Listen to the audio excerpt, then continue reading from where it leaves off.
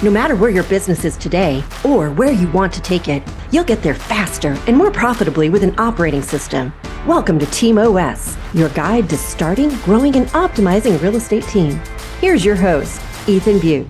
This episode of Team OS features Tom Ferry, someone who needs no introduction on a show like this one. We recorded it together in person at FUBCON in downtown Los Angeles, and in this conversation, Tom shares two things that every real estate business needs to be focused on right now. He shares an experience that he had in 1996 that turned him on to the potential of the team model. He also shares how and why to turn accountability into care-frontation, as well as specific tips for solo agents thinking about starting a team and tips for solo agents thinking about joining a team. Here's my conversation with Tom Ferry. Tom, to kick us off, I would love to know from you, what is a must-have characteristic of a high-performing team? Someone that can manage terror and euphoria at all times. Yeah. That would be my answer. Terror and euphoria. Talk about your last 20 years or so running and building your own organization. What has stayed the same with you through that period, and what have you adapted and changed? Like, what's something that you kind of... Super simple. I think if you're going to start any business, you need to acknowledge that you can be one of many. You could walk down the aisle of the potato chip aisle at the grocery store and try and separate yourself from Frito-Lay or whatever, and this one, the yellow bag, the black bag. The problem is they're all scrambling to try and figure out a unique factor. And I think the biggest challenge right now, what most teams have, is they have no unique factors. So I say, well, why should I join your team? Why should I join your brokerage? Why should I do it with you versus everybody else? And they say, well, I've got great tech. Well, everybody's got great tech. Well, I've got leads. Well, everybody's got leads, right? Well, we're going to show you, we're going to teach you. Well, everybody's got some method of training. The challenge right now in the industry is there's so much likeness. There's so much sameness. What we need is difference, right? And what's so exciting today is to look at the number of people that are coming in the industry that said, I'm not going to college. I'm 22. I got tattoos. I got a beard, and I want to go into real estate, right? And they're bringing these fresh ideas and fresh perspectives. The challenge is they're falling in the trap of the same old, and I'm not saying tired and I'm not saying bad. There's just no unique factors. So that's the first thing. You got to figure out, you got to go into a room and say, everybody is over here. What's over there, right? And the only way you really do it right is, Ethan, you do the second thing, which is you think about the customer. The only thing that matters is the customer. Now, a team leader might say the customer is my agent. The broker is going to absolutely say the customer is my agent. And I'm going to say to you, no, they're your partners. They're your partners. The customer is the first-time home buyer. The customer is the 89-year-old seller whose real estate agent died 27 years ago. They have no mortgage on their house.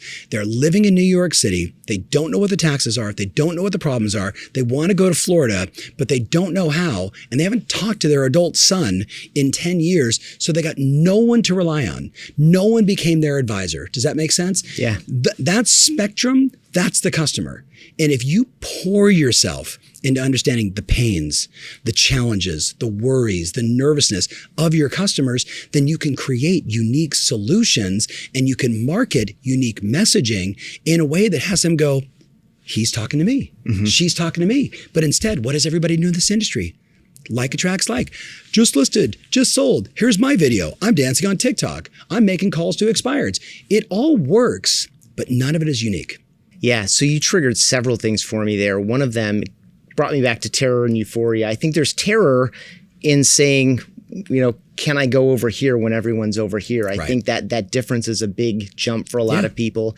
It also made me think about the idea of, just thinking about the younger people. I think a lot of people think that the social media presence and these kinds of things are the differentiator, when in fact they're just the delivery mechanism for the differentiator. So they're doing the shallow version of that. I don't even think it's differentiation. I think it's almost implied now. You just got to be there. Correct. Right? So if everybody's there, then everybody's there.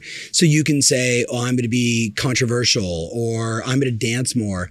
But I think the challenge is, and I'm tongue in cheek when I say that, it's if you actually surveyed your customers, if you went online and you said, tell me what you're thinking about with your house.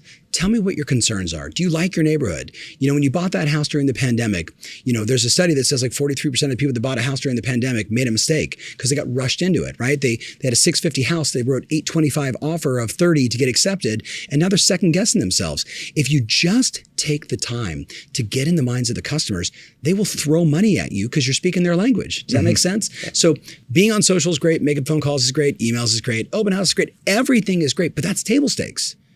Look, why is Zillow dominating? Because they speak to the customer. They go direct to the customer and say, whether it was the debacle of want to sell your house to, the couple, remember the ad that they did with the guy in the military on the laptop, communicating with his wife and the daughter, right? And okay, I'm not sure, what do you think? Hey baby, I gotta go, right? Like I'm in the middle of a war, close the laptop. And then he shows up they go to look at the house and they open the door and there he is sitting there and it didn't say anything about real estate. It just said, find your way home. Yeah. Right. And people, I cried when I watched the video. I cried mainly for real estate agents because there was just no way they were going to compete with that. But they can. They can if they put the focus off themselves and put the focus on the customer. Yeah. All those table stakes are just means to reach people with a reflection of themselves back. When did you've been working with the top performers for couple decades. Yeah. When did teams and the team model occur to you like, oh, this is a thing? 1996. Okay. What happened in 1996? 1996, my dad was doing a workshop and my dad's a legend and it's 1996. So I'm 26 years old and I'm sitting in this room and names like Walter Sanford and Freud Candelario and Dodie Donahue and so many others. And back then, so someone that's new, they'll have no context for those people are, but these guys and gals were all doing 100 transactions a year in 1996. And when I went to Freud's, because I met them all and we were doing these little masterminds. And when I went to Freud's office was like a doctor's office. And I walked in and I was like, well, it's kind of cool. Candelaria Real Estate, right? Not too far from here in Los Angeles. And then a whole bunch of meeting rooms. And then back here was like the back office, transaction management, listing marketing, all the, all the sausage making, if you will. But over here, it was little conference rooms. And what Freud would do is he'd go out and knock on doors 3 hours every single day. His geographic farm was Los Angeles. And he would just knock on every door. Hi, it's Freud Candelario. English or Spanish didn't make a difference. I'm out here, market updates, blah, blah, blah, blah, blah. And then he'd book 5 or 6 appointments every single day. And they would come to his office, his office. And Freud didn't check him in. The gal at the front desk checked him in. And then somebody else walked in and said, hey, before Mr. Candelario comes in, I want to just verify you guys are thinking about moving the next 3 to 6 months. And at this point, you guys are kind of thinking you want, $450,000 to $500,000 to sell your home. They're like literally like a doctor's office. And then Freud comes in and says, hey, it's Freud. Okay, let me look at the chart. Okay, so he's probably listed for $475. And let me ask you, and he would do like a professional presentation. They'd never seen the house, might have knocked on the door, but he knocked on every door in LA, so he had no idea what it was. And that's when I said to myself, oh my God, that's it. That's the future of real estate. And we've been talking about it ever since. It's awesome. You made me think about front of house, back of house. Yeah. You said doctor's office. I could see the doctor's office. Right. I kind of heard, someone receiving you at a restaurant, for example. Right. And you keep the back of house for a reason. I feel like where it gets messy from a customer experience perspective is when you bring people to the back of the house. Right. Right. And they see where the sausage is made. Yeah. It's like this. That's a bad metaphor. Yeah, right. Yeah. Yes. It's like that's just not what the experience is supposed to be. No. I think every real estate agent should read the book, the original biography on Maria Montessori, right, of the Montessori school system. That was the origin for what Walt Disney created with Disney U. It was all about the experience, right? You think about Disneyland, it's all about the experience. And some of us can remember like A ticket rides versus B ticket rides, like, all that kind of stuff. But the client doesn't really care. What they want is communication. They want certainty. They want you to solve the problem in advance and then tell them that there was a problem and you solved it. They don't want to call you and say you misspelled something on the online ad. They don't want to say, hey, that photo of my master bedroom didn't look right. And they certainly don't want to hear we're not going to close on time. And they don't care about the appraisal. You know what I mean? Like, yeah. So, but all that stuff, every good agent knows all that stuff is why they get paid so much money. It's because they're solving all those problems. So what's fun right now, and I know you see this too, what a lot of agents are doing now is they're thinking about what are all the touch points where something goes wrong in a transaction. And then they're either creating, I was thinking of Gia Silva, who's a local agent in Long Beach. The client gets like 17 videos during the transaction from her. Hi, it's Gia. We're now at day 24. In 17 days, we're da-da-da, and this is what's going to happen. And we've already solved for this, and this is what's going on. And like, she's doing it all in video, all automated, following the escrow process. The customers love it. And then they write these glaring positive reviews. And what's shocking is it's 2023 and the vast majority of agents still aren't doing it. Right. You know It's what I so mean? straightforward. I mean, what you basically broke down there with a great example is setting expectations, Right. delivering on expectations, Yes. communicating proactively. And if you're getting a call, that's problematic. Bingo.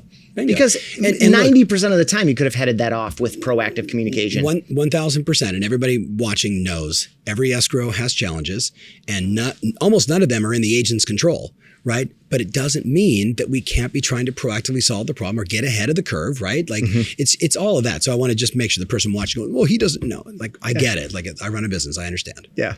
Accountability comes up a lot. I hear the word a lot. I think it means a lot of different things to a lot of different people. When I say accountability in this context, team leader, let's say, or broker owner, what comes to mind for you, and how do you generally kind of advise people into a healthy form of accountability? I have three visuals in my head. Maslow's hierarchy of needs, Douglas, and I'm going to screw up his last name's XY theory of management, and whoever created the 4 levels of learning. And you have to blend those three together to understand, like, XY's theory of management, think military, right? If Ethan is a new soldier, I don't say to him, hey, what do you think? I say, drop and give me 20. Here's your gun. Do 500 push-ups. Shoot your gun that direction. Make sure you hit the target. I tell you exactly what to do, because if you don't, you're going to die. And we have people on our teams that X is the requirement. They are over here, the unconscious incompetent. They don't even know what they don't know. And as they move up, they become consciously incompetent. I don't know that I don't know. Now what? Right? Then you move to the conscious competent. I know what I know, and I'm pretty good at it. Now you're getting near the why, Maslow hierarchy of needs, self-actualization, self-esteem. I know what I'm doing. This is good. Well, if you only have one approach to accountability, and you're dealing with all those human behaviors and emotions and where people are at, you're going to have massive turnover. If you have no accountability, you're going to have massive turnover. You're going to have chaos, right? But when they get to the top, it's Steve, what do you think? You had a bad month. What do you think? What do we need to do? Let's work on it together, man. And you don't hold somebody accountable in a rigorous way. You have an analytical conversation. You say, let's go inside the CRM. Let's do a little CRM audit, right? But if you got somebody that's brand new, you got to tell them exactly what to do. And then you have to work on their behaviors, right? Which means, hey, I probably need to have you check in every single day, and let's text each other. And, accountability, because I've been doing it my entire life in business. And I think I've really been doing stuff. I was like 6 years old. My parents got divorced and had to say to my older brother, don't worry, I'll make the beanie weenies. And Mom, I got your back, right? Yeah. Accountability really should be thought of as care-frontation. I care so much about you that I'm willing to have honest conversations about your behaviors and the impact of those behaviors. And if you can take that on and have empathy for the person in the situation where they're at, right? I deal with some of the most, I coach the CEO of home services, right? I mean, think about that. Gino Buffari for 31 years, right? The guy has 57 companies. One is Berkshire Hathaway. You know what I mean? Like the real estate company. Like, I don't need to confront him, but I have to have empathy for his situation. I got to acknowledge where he's at. I never tell him what to do because he's at the highest level. You with me on this? But I ask careful questions to get him to think, right? To look at things differently. He's always saying to me, bring me new ideas. Right? I just talked to Nick, who's the CEO of Remax. Bring me new ideas. What's going on, man? I want to stay with it. You follow me on this? So is that accountability? Or am I care-fronting these incredible CEOs with insights that maybe they weren't familiar with yet? And I can open up the kimono, give them some insight, tell them some books to read, make some introductions to people. Is that accountability also? At the highest level, it is. But my son, who's 8 days in real estate, you got to text me every day when you start making your calls. You got to text me every day after you made your calls. And oh, by the way, he's got a team leader and he works on one of the best teams in all of New Jersey. Shout out to Jill Biggs. You with me on that? If he doesn't do it, he's going to die. Yeah. So you got to have a wide range of what you would call accountability. Yeah. It specific to the individual in some cases, generalizable at some level, at least tiered at a minimum. And what you really described to me was essentially therapy, which is guiding a process of discovery, diagnosis, and then I'm going to guide you to a process where you get to self-solve your own solution. 1,000%. Because that's the only way you're going to see it through is through that level of ownership. A couple more questions for you. I have to tell you though, it's why please. I took all my coaches and took them through multiple different therapeutic methods. Because if Love you it. don't understand what's going on in the minds of the customer, in this case, our client, right, then you can't really serve them. What are you going to do? Hey, make your phone calls. They're like, I'm getting a divorce. Yeah. Right? My wife has cancer. Like, make your phone calls. No, you have to understand human psychology to be a great leader, to be a great manager, to do good interviews. You with me? Like, you got to understand people. Yeah. Sorry to interrupt. No, that's great. Appreciate that ad. I was just going to ask for a basic tip for I'm thinking about two classes of solo agents here. One who is actively thinking about starting a team. What would you advise that person? Or maybe what questions would you have for them? I would first say to you, read 3 books.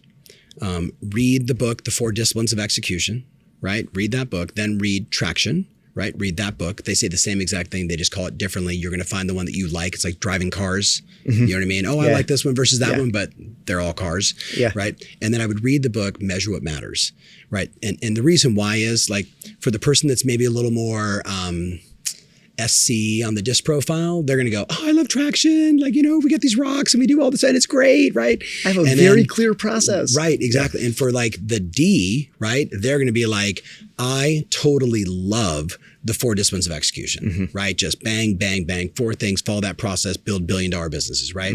And then Measure What Matters is for the techie, right? That wants to, like, hey, I want to be a tech-enabled coaching company, tech-enabled business person, tech-enabled brokerage. And they all 3 say the same exact thing.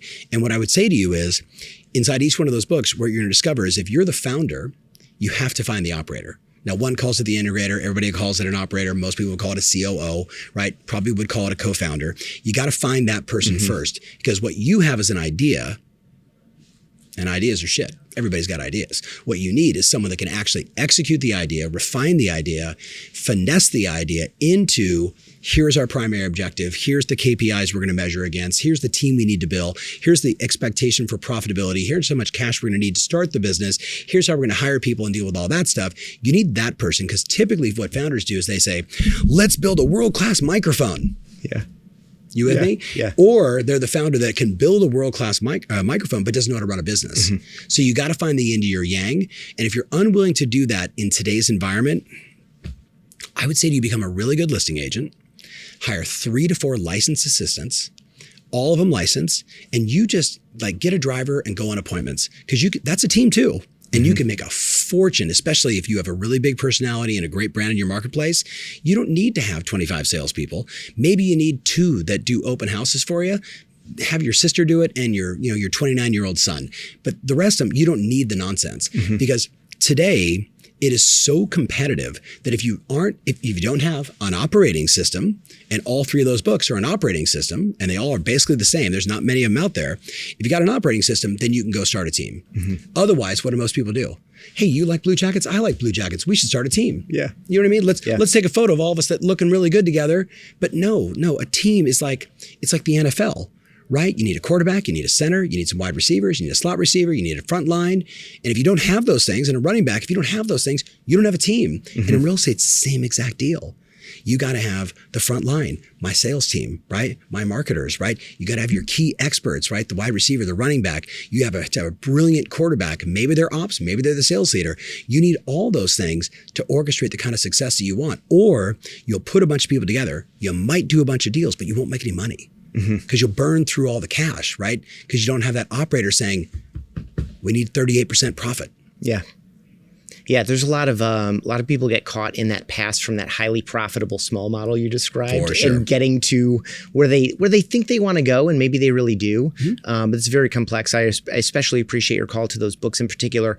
To the solo agent, who's operating inside a brokerage, average to above average broker, let's say, but they're day to day trying to be too good at more things than they can be good at. All the brokerages are great. Yeah. Do you know what I mean? I mean, anyone that owns a brokerage, my hat's off to you, because it is not an easy business. Yeah. It's a low margin business with high drama. Right? Like that's, so you got to give I hug brokers all the time and say, thank you for doing what you're doing. Yeah.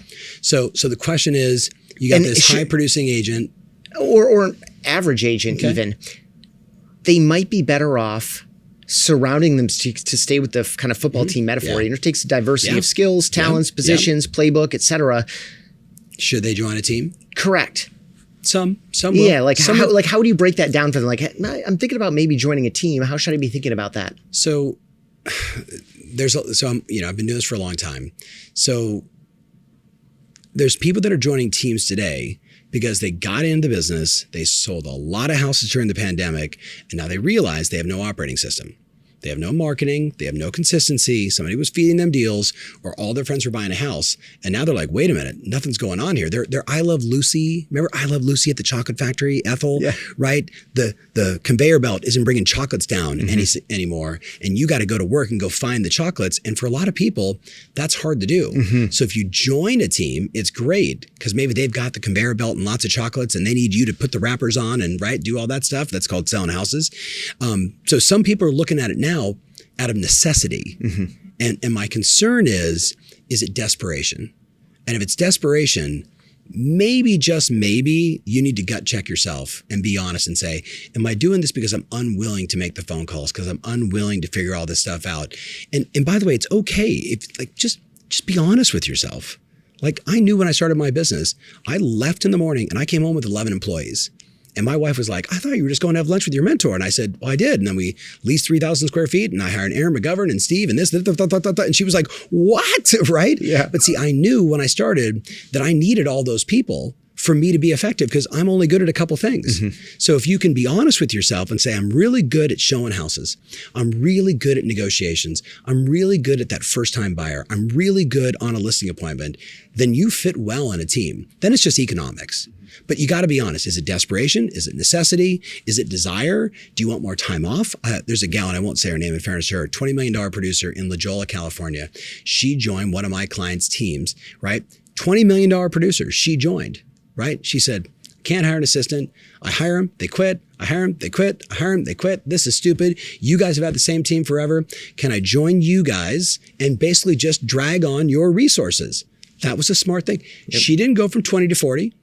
She does $20 million a year. She's totally comfortable, made the economics, the finance side of it work, right? Team's making enough money to offset the cost. She brings a little more signs to the marketplace. It's now her name and their name.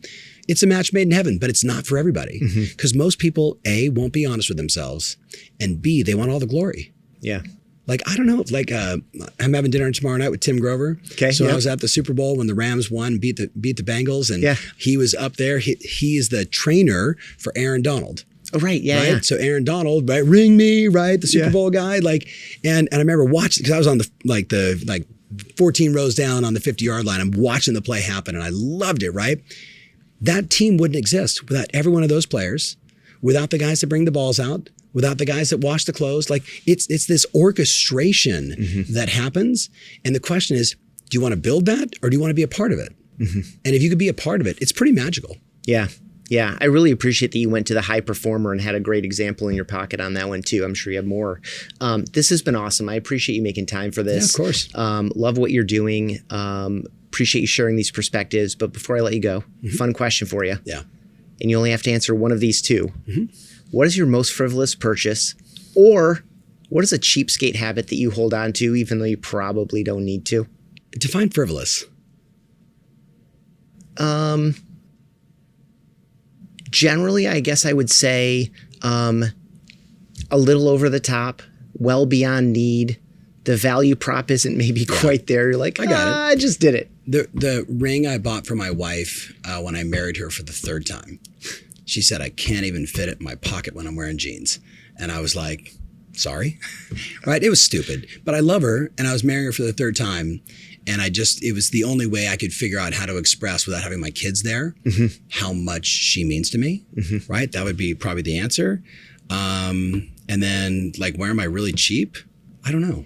Okay. I don't know. And it's not, that's not like, it's not like I'm, I walk up and money falls out of me, but I learned a long time ago that my dad said to me, if you control your health and you control your environment and you control your money, you can do anything. So I'm always elevating my standard when it comes to money, right? I'm reading Elon Musk, his biography right now, and his first wife, he said, how many kids do you want? She said, I'd like to have 2. He said, I'd like to have 4, maybe 6. And she said, we would need a nanny. He said, well, then we'll get one. Yeah. Like that's kind of my mindset. Like we'll figure it out. We will create enough value for others if you're always raising your standards, then I don't know. I mean, like Warren Buffett says, oh, I live in the same house. He also has many houses around the world, and he flies around in a G700. So like, don't think that just because you see him driving a truck, that is actually how he's living. You with me on this? Yeah. I like the fact that he kept his old house, and I like the fact that he kept the old truck, but he's also got a place in Laguna Beach in Emerald Bay that is not an old house in, Ding Dingville. Yeah. So, raise your standards would be my answer. Yeah. Awesome. Appreciate that so much. Yeah. Cool, man. Thank you. I appreciate it. Thank you. Thanks for checking out this episode of Team OS. For email exclusive insights every week, sign up at realestateteamos.com.